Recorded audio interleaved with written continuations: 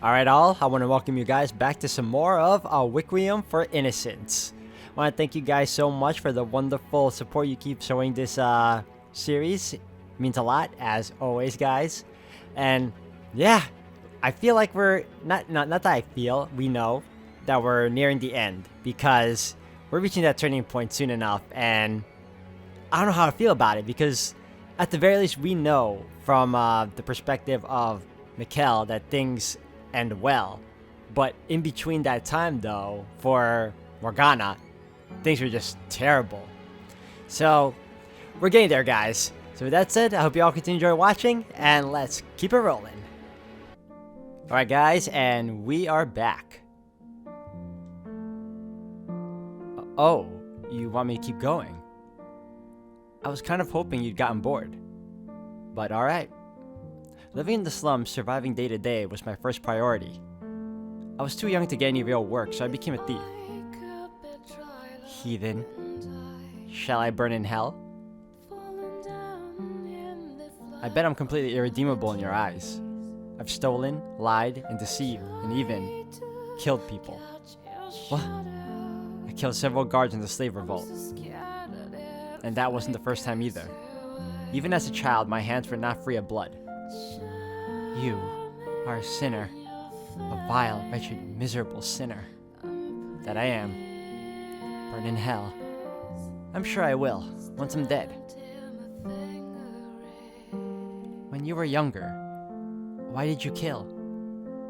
Maria's told you about what the brothel used to be like, right? Real rundown and smaller than it is now. She has, yes. This isn't exactly the safest neighborhood now, and back then it was even worse. Our gang hadn't formed up yet, so naturally we weren't doing peacekeeping work either. One day, back when Maria was 12 and I was 14, a thief broke into the brothel. He attempted to rape her. As I watched the man knock her down, climb on top of her, my blood boiled. All I could think about was getting him off of her, and so I killed him. It was the first time I had ever taken someone's life. I was shaking from head to toe for I don't even know how long. I could never imagine that happening to Maria. She's a tough woman, absolutely, and I wouldn't be surprised if she was calmer than me, but she was still only 12 at the time. Right about your age, in fact. Strong as she may have been, she couldn't possibly have overpowered a full-grown man. The only reason I didn't end up dead is because I attacked him from behind while he was distracted. I understand good and well that murder is wrong, but sometimes it's you or them, and well, if you don't have the strength to kick back, the world will trample all over you until there's nothing left. I don't want to spend my life in constant servility, having everything taken away from me, always on the losing side. I'm tired of being on the bottom. I want to climb higher, high enough to look out upon the whole wide world. I see. And is that the same world you say you want to go out into? It is. And the world you keep saying you want to show me? It absolutely is. I see. That's not the world I want to see, though. But I have no right to trample on his dreams. Well, I hope you make it someday. As do I.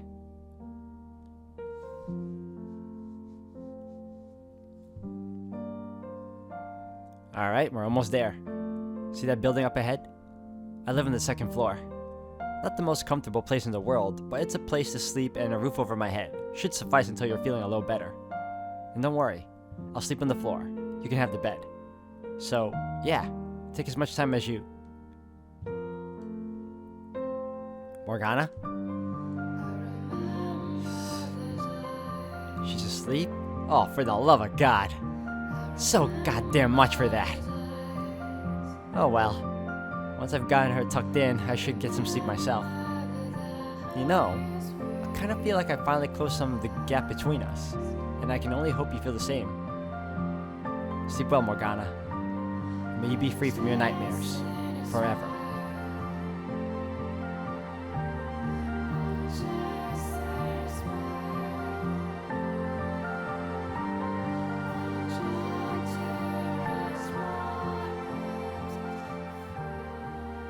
Well, it's working. Morning already? Or is it afternoon? Either way, it's about time I got up. My back hurts like hell. Why? Oh, right. I slept on the floor and...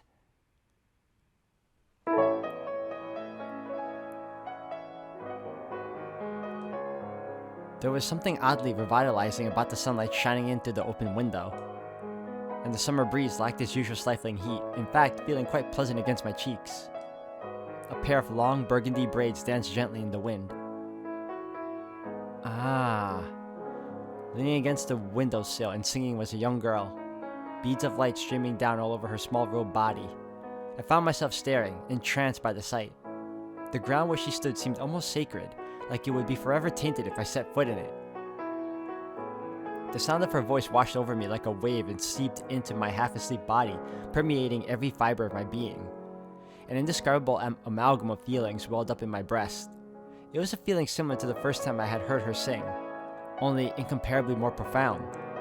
It took everything I had to keep the fire from appearing on my face, spilling from my lips. I simply sat there in silence, taking in the sight and sound. When she slowly turned to face me, the sunlight now illuminating her silhouette.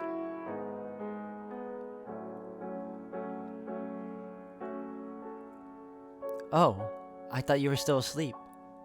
Did her face heal? Good morning. Morgana! Your face! What of it? In a half frenzy, I scrambled over to the window and grabbed her by her shoulders. Her eyes went wide for a moment, but she didn't shove me aside, only stared. I could see my own reflection in her golden eyes, and then as my eyes grew accustomed to the light, I saw her as she was, face covered in the same marks I knew so well. What's wrong? Did you forget I was here? I could only imagine how stupid my face looked in that moment, mouth hanging awkwardly, half agape as I attempted to chuckle, only a sigh managing to make it up and out of my throat. Sorry, still not all the way awake. Was the face I had seen a mere illusion? A fantasy conjured up by my mind? Almost certainly. It was nothing more than a figment of my imagination, but I wanted it to be what she looked like when she healed. That's funny, he was able to see her true self for a bit, and I wanted more than ever to finally see it for real. Because I was standing so close, she had to tilt her head back more than usual to see me, resulting in her face, usually concealed by her hood, being exposed to the sunlight. Even covered in grotesque marks, I was close enough to make out the precise outline of her face, the exact shape of her eyes, the perfect straight line of her nose. With each passing moment, that vision began to seem more and more real. I summoned the image of her healed face once more. Standing before me was a girl who could easily pass as a noble, a beauty and dignity to match her impeccable singing voice. Imposing though she was, I was certain her smile would be filled with warmth. Is something the matter? Why are you staring at me? I know I'm hideous. You don't have to tell me, so get back. Morgana. What? I think I might love you. Excuse me? The words came out entirely independent of my own will. I didn't grasp the meaning of what I had just said, until after I realized her brow was furrowed in perplexity. Until after, like a total buffoon, I thought, why is Morgana giving me that look? A chill ran down my spine as I finally began to comprehend the absurdity of what I had said. Then a single excuse came to mind. All my words simply vanished into a thick white fog. What had I said to her again? What had I said to this little girl? I loved her? Me? In love with a child? Is that so? Why, thank you. You sure don't sound surprised. How could you remain so calm? I'm barely keeping it together here. I don't see why I would be. You're only telling me what I already know. What? Say again? She already knew? How I felt? I didn't even know how I felt. You care for everyone at the brothel. You love all the girls at the brothel like they're your family. It's quite obvious from your actions. I suppose it doesn't hurt to put into words every once in a while. But in any case, you made your feelings quite clear. You made it clear that I count as one of them. Is her face healed? Like, is she speaking right now? Or is this just Jacopo, like, wanting to see this again? The only thing that's clear here is that you don't understand the first thing about my feelings. No, I meant... Do I really want to tell her right here, right now that... No, my feelings for her are different? Use your damn head, Jacopo. She's 11 years old. And you're 21. Holy cow, that's such a huge age gap. What the hell's gone into you? Yeah, I meant it. Exactly like that. You took the words right out of my mouth. I see. Well, I'll say... It means a lot to me to be seen the same as everyone else. Morgana. I said nothing. You heard nothing. God. What is happening to me? I have no idea what's going on anymore. Nothing makes the damnedest bit of sense. I was having a difficult time accepting how taken I seemed to be with this girl. With this child. I covered my face with my hands, groaning and trying my best not to pay any mind to the pair of perplexed eyes I could feel staring a hole through me. And I thought, I have to at least wait until she turns 16.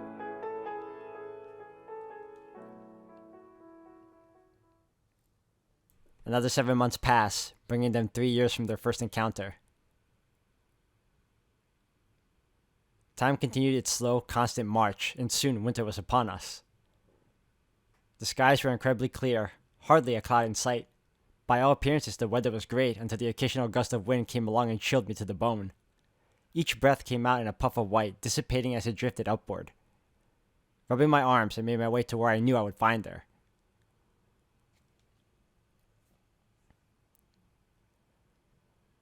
Has she ever once skipped a day these last 3 years? Rain or snow, sweltering heat or bitter cold. She always seems to be here when I come looking. I let out a little sigh, then called for her. I swear. You spend so much time in this graveyard that one of these days someone's going to mistake you for a gravekeeper, or maybe a grave robber. She turned around to face me. She looked moderately annoyed, her glare piercing as ever. I could hear the soft bite of her voice before she even responded. Someone less familiar with her might perceive her mannerisms as standoffish, not unlike she had been when I first brought her here. But I could clearly tell the difference. She was warming up, ever so slightly. I can understand a gravekeeper, but I take offense at the suggestion I look like a grave robber. I'm praying for souls who have no one to see them off. She was no longer walking on eggshells through every interaction. And her sense of self-worth seemed to have improved as well. I would even go so far as to say she could get a bit cocky at times, generally at my expense. But that also meant I didn't have to tread quite so carefully around her either. Trading grievances and insults was becoming our personal kind of banter. Rather than signifying a widening rift, the increased level of abuse was a sign of how much closer we'd gotten. Honestly, I don't get it. Why do you care so much? These are souls that have no one else to pray for them. At best, they may get a bit of lip service from a priest once or twice. It's our responsibility to offer a helping hand to the sick and poor, to pray for the abandoned souls. Oh boy, here comes another sermon. What I don't get is why you need to pray for the dead at all.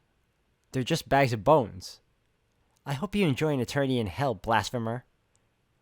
Hey, that was uncalled for. I'm joking, obviously. You take black humor to a new level. The fact that she would even call such remarks a joke was proof enough of how far she had come. This wasn't the first time I had told her I thought the living were more important than the dead, and we still disagreed on that point. But our differences in values had caused her to push away much harder before than she did now. At least, I was pretty sure she wasn't pushing me away as much. Hey, it's that time again, Morgana. Come on, don't turn away from me. I know you can hear me. I brought ointment, so let me put it on you. It's a waste of time.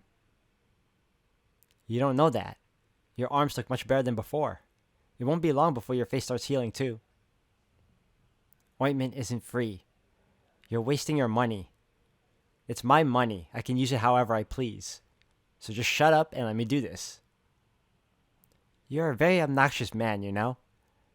What was that? You want me to rub it in real hard, do you? Fine.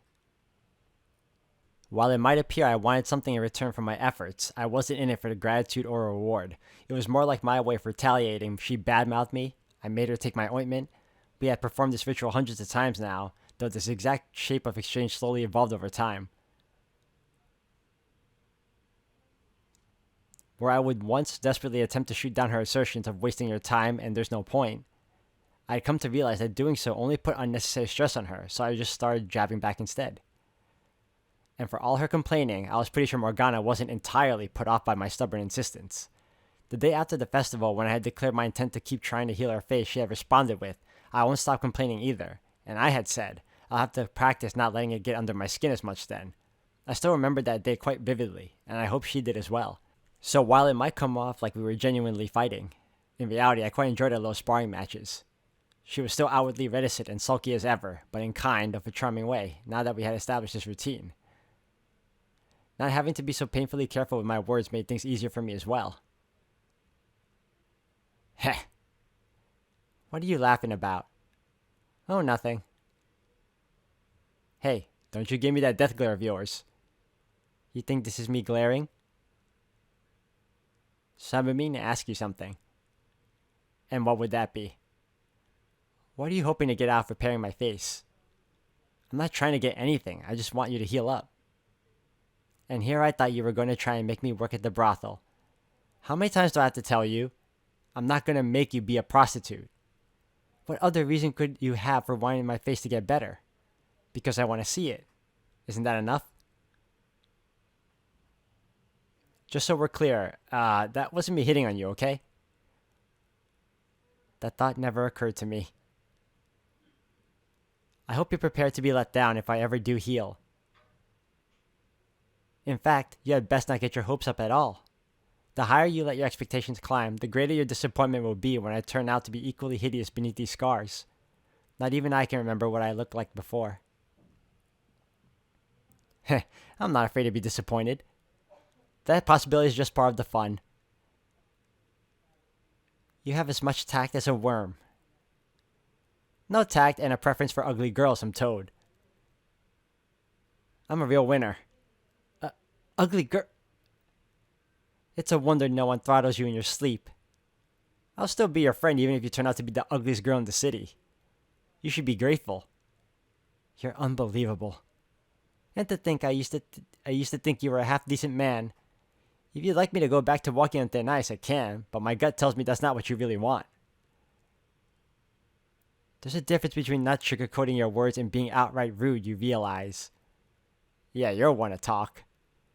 How is it you haven't managed to chase off everyone in your life yet? I act like a decent guy around other people. Do my best to fit in. Then why are you such a dolt around me? Just doing my best to fit in. So you're saying this is my fault? Everyone could use a thorn or two. Makes it more interesting. Exciting, sorry. You especially. Okay, that should be everything. Does it sting anywhere? Not particularly, no. Alright. Oh, also finish up here and get back to the brothel soon. Unless you'd rather I drag you there. Why? Seriously? It's your damn birthday, that's why. And? What do you think, dimwit? Marie and the girls want to celebrate. Get back there soon, okay? I'm planning to drop by too. Okay? Okay. As much as I'm loath to admit it, she can be kinda cute when she's not wishing me an eternity in hell. Not that I'm ever letting those words leave my lips. So, hey, I thought you were leaving. One day, I'll show you the world. Sometimes I wonder if that's the only phrase you know. Yes, I heard you the first 100 times. I won't get my hopes up. And she thinks I don't sugarcoat my words. Get your hopes up, damn it. Anyway, I'll see you later.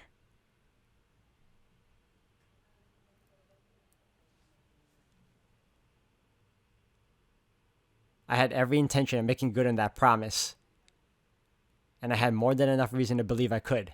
Though admittedly, it wasn't until recently that I could say so with such confidence. It was no longer a mere slum rat's fantasy. Our ranks were getting stronger by the day. Discontent with the Lord was up, but overall, so was our morale. I could feel it. The time was near. Ah, messed up. Let me fix that. Ah, config. I could feel it. The time was near.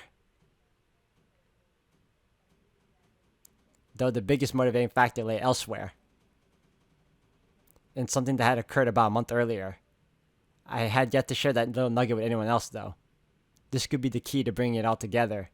Oh, it must be the woman that claimed that she was his mother that he met. But I need to keep my head in the right place today. It's Morgana's birthday above anything else. Planning this revolution can wait another day. I was probably a bit too eager to get started, my judgment clouded by anticipation. The very thought that I could soon be someone of real significance, and that excitement had probably leaked a bit into my conversation with Morgana. If only I had understood. Had truly grasped the extent of my own capabilities where I should have been focusing my effort. Then perhaps we could have ended up on a very different path. But it would not be until much, much later that I came to realize the error of my ways. About time you showed up. Get in here and give us a hand, would you? I was engulfed in the scent of roasting meat as soon as I stepped in through the back door of the brothel. It smelled like it had been seasoned with herbs, kicking my appetite into high gear. For the common man, culinary herbs were a delicacy, expensive and not something you could get your hands on easily. And that went doubly so for us in the slums. This is much more elaborate than I was expecting. How did you even get all the supplies you needed? It's mostly a mishmash of everyone's rainy day funds. Events like this are about the only way I can convince the girls to let loose. Everyone's also concerned about making sure they've always got plenty saved up, which ain't a bad thing in itself, but they're gonna end up stressing themselves straight into the grave. I smirked. Maria's heart was always with the girls. Obviously the party was still for Morgana, but parties were meant to be enjoyed by everyone involved, not only the star. It would have been even better if we could have given all the girls the night off and partied until we dropped. But unfortunately, business isn't strong enough to afford that. And I'd rather not deal with a bunch of blue-balled buffoons at me about it either. So all the girls who couldn't take off are getting an extra slice of the meat to make up for it. You're on cutting duty. And make sure to cut them exactly the same size. Don't want anyone blowing their top about not getting their fair share. The fate of the party is in your hands. Don't mess this up. I get the feeling I'll be their punching bag no matter how precisely I cut the meat. On a somewhat different note, I'm surprised you had herbs lying around. Oh yeah, those are... They were a gift from one of my regs. Hello, Jaren. What's up, Jackie? See, this is what I'm talking about. I'm fairly certain they don't say what's up during this time period. I'm not complaining though. I like the modern translation. You're as obnoxiously perky as ever, I see. That's how you're gonna greet me, you big butt. For a particular subset of our customer base is that relentless perk that keeps them perky. I'm not sure if that's supposed to be a compliment. Some girls have to pretend to be spunky airheads to keep those guys coming back, but you're a natural. That's impressive as hell. It is? Whee! I've got the big boss's seal of approval. I don't think you quite get it, Jaren. You know how Jaren used to work up in the city? Well, one of her old clients followed her when she moved down here. And he's the one who gave her the herbs. Not the cheapo bottom of the barrel stuff either. This is some promo. Nice haul, Jaren. You're right. Ah, messed up again. Hold on. Backlog. You don't get this kind of aroma from a low-quality plant. It's strong enough, I almost wonder if people outside can smell it. I bet we'll have at least a few customers drawn in thinking they were craving, only to find out they were really hungry. Someone needs to get this woman a damn filter. I really hope Morgs likes it. I know she used to hate even the sight of meat, but it seems like she's kind of gotten over that recently-ish. Well, if you knew what she was eating that other time, or forced to eat, you'd understand. People do change over time, so maybe she'll be fine. Maybe she has some kind of traumatic meat-related past and she's just not overcoming it. Or something to that effect. Hey, some help with these dishes would be real nice. Oh, pick me, I'll do it. Alright, Jackie, see you in a bit. It sure didn't take long for her to make this place her home. You make it sound like that's a bad thing. Or do you not want her here or something? Because personally, I'm doing everything I can to make everyone here feel at home. No, I never said. Why are you so serious? It was just a joke. I agree with you entirely. Girls like her doesn't belong in a whorehouse. No, she doesn't. A while back, I suggested Jaren look into some other line of work to take up singing instead of prostitution. On her days off, she still went to the pub and performed, always to great acclaim. And while it seemed she had seriously considered my proposition, a few days later she said, I think I'd rather stick around at the brothel for a while. You and Maria treat me like family, and I want to be with my family for now, you know? If that's what she wants, that's her choice. I have no right to force what I think is best on her. So, question. Yeah? Have you decided what you're going to give her? I haven't the faintest idea what you're referring to. Bull, I know. You know. I know you know I know. Ugh, why does she have to be so damned astute? Or is it just that obvious? I haven't spoken about my feelings for Morgana with anyone since I realized I had them. Not even Maria, my closest friend. But she had a way of seeing right through me. And while she often poked fun at me about the age difference, she never actually mocked me, not seriously at least. Though she did avoid bringing it up while Jaren was around out of respect for her feelings. Pretty much all the other girls seemed to have picked up on it, so Jaren likely had as well. Then again, it was Jaren, so it was equally likely she had an inkling. After one particularly extensive round of teasing, Maria had gone on to say, in the end, all that really matters is that you're happy. Sure, I'll feel bad for Jaren, but ultimately, me and you, we've been to hell and back together. If I have to pick one of you, it'll be you. And yeah, I know, cheesy as hell, you don't have to tell me. Actually, that's quite endearing for someone like Maria, because she's always so, she's so upfront about everything, and she hates cheesiness, but the fact that she's saying this about Jacopo just shows how much that their connection is. How close they are. But hey, there's still a chance Morgana will give you the most brutal rejection of all time. Hell, I call that one more likely than the alternative. That was her way of showing support. So, what'd you get her? As your big sister, I'd be happy to check out the present before you give it to her. Make sure you don't make too big an ass out of yourself. Again, I'm older than you. And again, we're not related.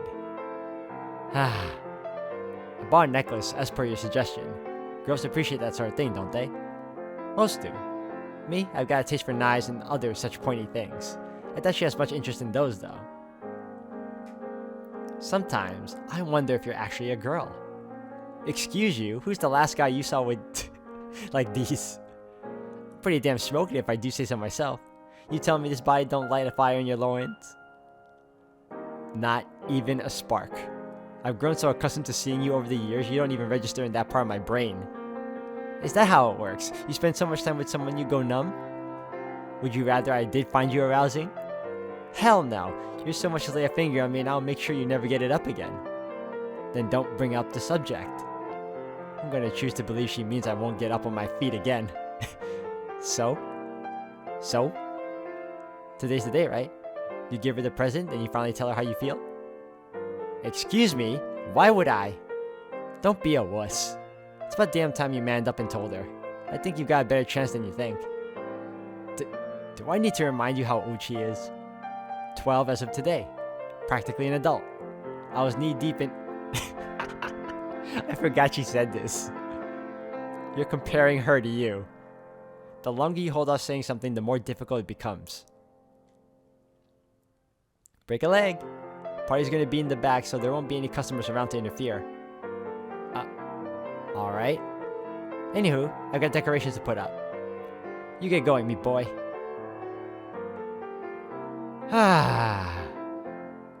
Alright guys, I'm gonna end the video here for today. Thank you all for watching. We are nearing the very point that we're all, apprehensive, anxious about. It's gonna happen soon, guys, and it's gonna suck. But we know how the story goes, so we're gonna see it through. So if anything else, guys, until the next one.